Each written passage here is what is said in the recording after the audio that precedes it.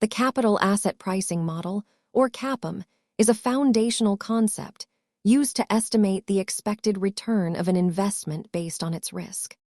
Pronounced CAPM, this model is a standard tool in finance for determining the theoretical required rate of return for an asset. The core idea is simple. Investors should be compensated for the time they lock up their money and the risk they take. The model calculates return using three main inputs: the risk-free rate, the asset's beta, and the expected market risk premium. Beta is crucial because it tells us if an asset is more or less volatile than the overall market average.